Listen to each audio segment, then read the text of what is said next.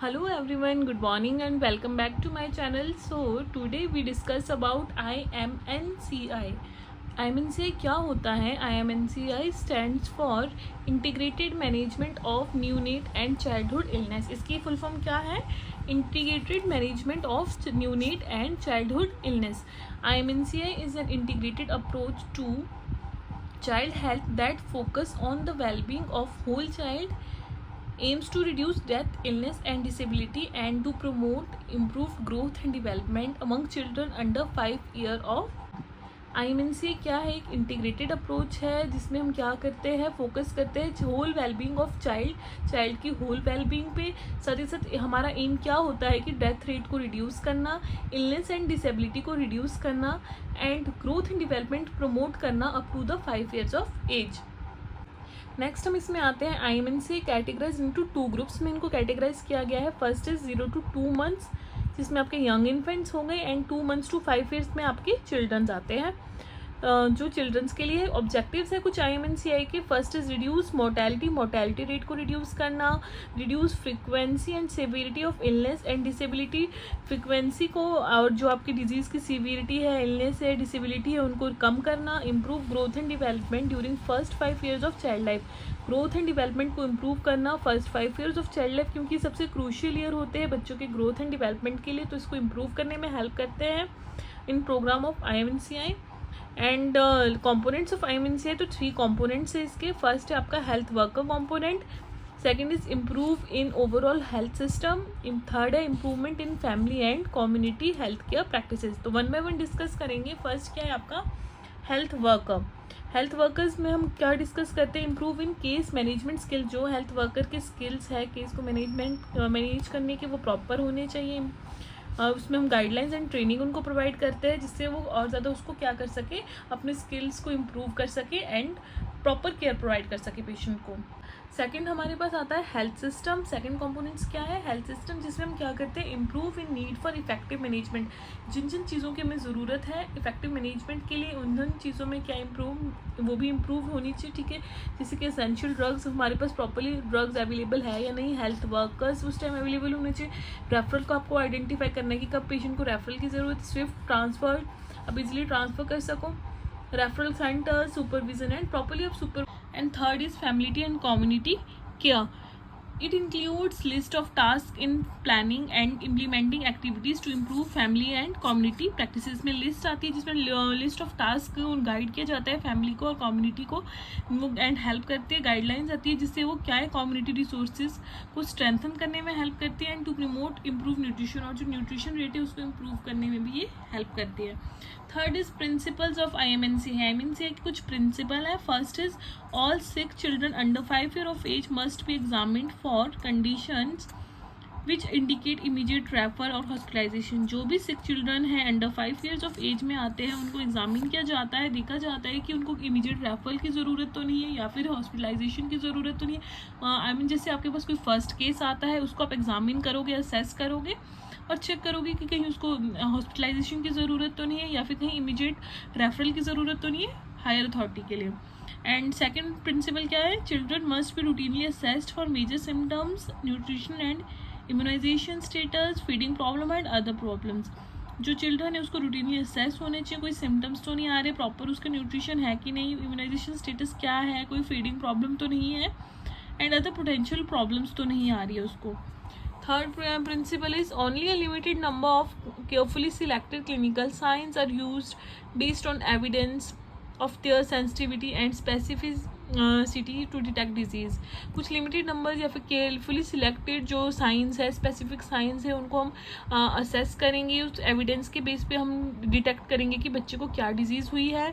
Based on these presence of selected clinical science is placed in a classification, उसके base पे उसे classification में हम प्लेस करेंगे। क्लासिफिकेशन डायग्नोज की नहीं होता है कि कोई हम स्पेसिफिक डायग्नोज नहीं करेंगे बट कैटेगराइज करेंगे कि उसको कहीं रेफरल की ज़रूरत तो नहीं है या फिर कहीं हॉस्पिटल में ट्रीटमेंट की ज़रूरत है या फिर उसको होम अगर घर पे ही हम मैनेजमेंट देते हैं, केयर प्रोवाइड करते हैं तो वो उससे भी ठीक हो सकता है।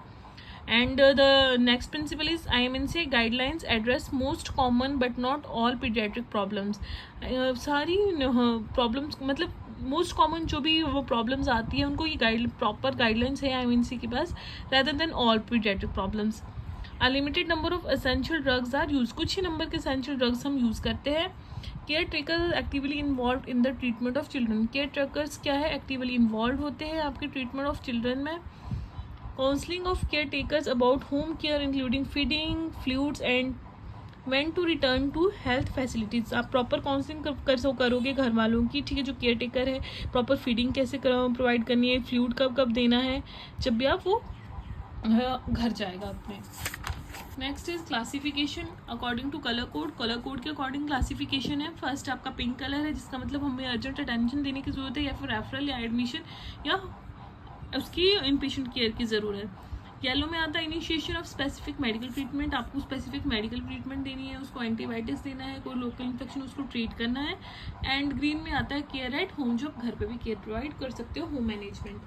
IMNCI case management process. इसमें आपका फर्स्ट आता है असेस द चाइल्ड और यंग इन्फेंट. आपको यंग इन्फेंट को असेस करना है, चिल्ड्रन को असेस करना है. क्लासीफाई द इलनेस को क्लासीफाई करोगे, आइडेंटिफाई करोगे ट्रीटमेंट क्या है, ट्रीट करोगे चाइल्ड को, मदर को काउंसिल करोगे और उनको फॉलोअप के लिए वापस से बुलाओगे. यहाँ पे मैंने एक पूरा फ्लो चार्ट बनाया है. तो फर्स्ट क्या है, for all sick children up to 5 years who are brought to a first level health facility. पहली बार आए हैं health facility up to 5 years of children, उनकी एज अप्रोप्रिएट ट्रीटमेंट चार्ज हमने सिलेक्ट करना है. अगर तो वो सिक है और यंग इन्फेंट है, अप टू 2 months की एज में आते हैं, तो आपने क्या देखना है, पॉसिबल बैक्टीरियल इन्फेक्शन तो नहीं है, चेक करना है. देन देखना है डायरिया तो नहीं है, कोई अदर सिम्टम्स के लिए उन्हें पूछना है.